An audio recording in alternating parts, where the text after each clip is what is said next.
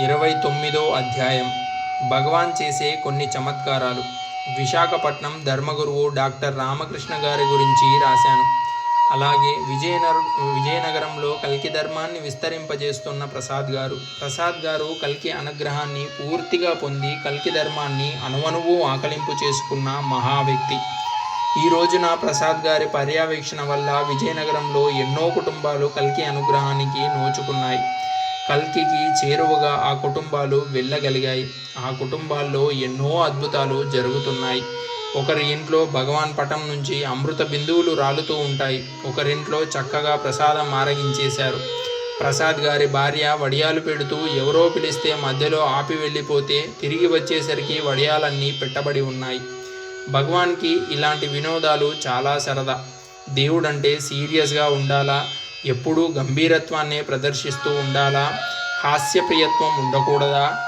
కళావతి అనే భక్తురాలికి అన్నం వండడంలో సాయం చేసేవారు. ఒక్కోసారి ఆవిడ బద్దకిస్తే అన్నం ఆయనే వండేస్తూ ఉండేవారు. ఓసారి కూరలో ఉప్పెక్కువైంది. ఏమిటి భగవాన్, ఇలా అయితే తినడం ఎలా? అంది కళావతి కోపం నటిస్తూ. ఉప్పెక్కువైందా? నేను తిని చూశాను, బాగానే ఉన్నదే అన్నారు ఆవిర్భావ భగవాన్. కళావతి మళ్ళీ తిని చూసింది. ఈసారి రుచి అద్దరిపోతుంది. విజయనగరంలో చాలా ఇళ్లలో ఇలాంటి అద్భుతాలు జరుగుతూ ఉంటాయి. ఉమా అనేవారు విజయవాడ మేరీ స్టెల్లాస్ కాలేజీలో లెక్చరర్గా పనిచేస్తున్నారు.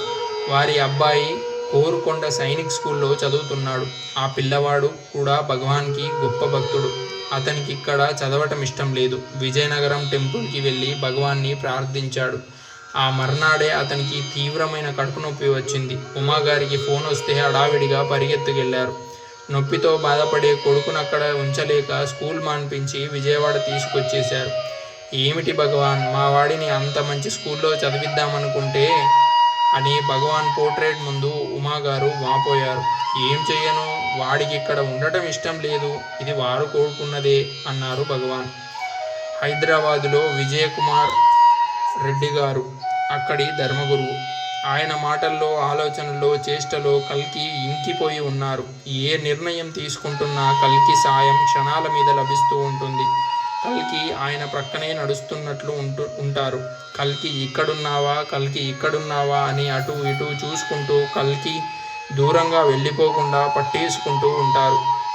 అందుకే ఆయన రూపొందించే ప్రణాళికలు చాలా పటిష్టంగా ఉంటాయి. కల్కి ధర్మాన్ని విజయవంతంగా జనానికి దగ్గరగా తీసుకెళ్ళగలుగుతున్నారు. ఎందుకోసం? జనానికి మేలు చేయటం కోసం. కల్కి ధర్మం జనమంతా వ్యాపిస్తే తిరిగి సత్యయుగం స్థాపించబడుతోందనే ఆరాటం వల్ల.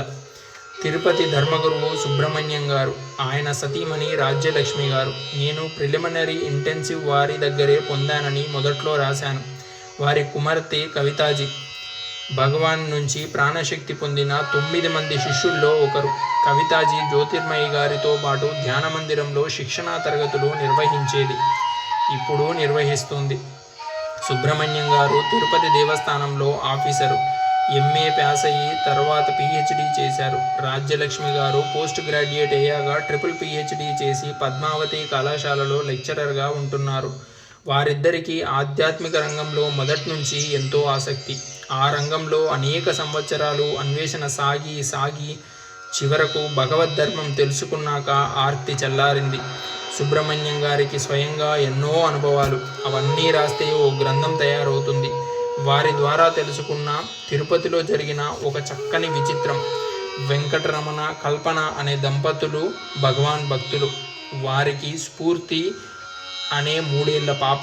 వాళ్ళింట్లో భగవాన్ పోర్ట్రేట్ ఉంచుకొని రోజూ ప్రార్థన చేసేవారు. స్ఫూర్తి కూడా ప్రార్థనలో పాల్గొనేది. తండ్రి ఆమెను ప్రతిరోజు ఉదయం స్కూల్ దగ్గర దింపి సాయంత్రం మళ్ళీ వెళ్ళి ఇంటికి తీసుకొచ్చేవాడు.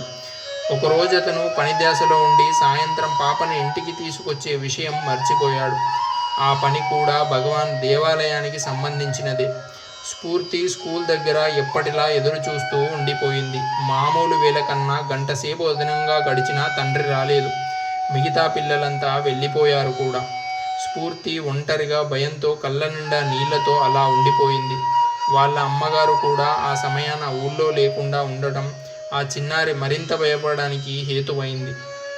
సరిగ్గా ఆ క్షణంలో భగవాన్ ఆకాశం నుంచి దిగి రావటం ఆ పాప చూసింది.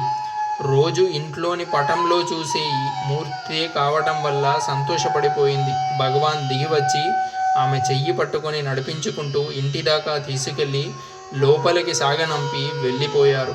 ఆయన రావటం, చెయ్యి పట్టుకు తీసుకెళ్ళటం పాపకు కొత్తగా అనిపించలేదు. వెంకటరమణకు సాయంత్రం కూడా దాటిపోతూ ఉండగా కూతురి సంగతి జ్ఞాపకం వచ్చి అయ్యో అనుకుంటూ కంగారుగా స్కూలుకు పరుగులు తీశాడు. స్కూల్లో కూతురు కనబడలేదు. భయంతో వణికిపోతూ ఇంటికి పరిగెత్తాడు. పాప ఇంట్లో ఆడుకుంటూ ఉండడం చూసి సంభ్రమాశ్చర్యాలలో మునిగిపోయాడు. ఇంటికెల్లా చేరుకున్నామని పాపను అడిగితే అమాయకంగా భగవాన్ ఆకాశం నుంచి దిగివచ్చి ఇంటికి చేర్చాడని చెప్పింది. అవధులు లేని సంతోషంతో అతను భగవాన్కి కృతజ్ఞతలు చెప్పుకున్నాడు.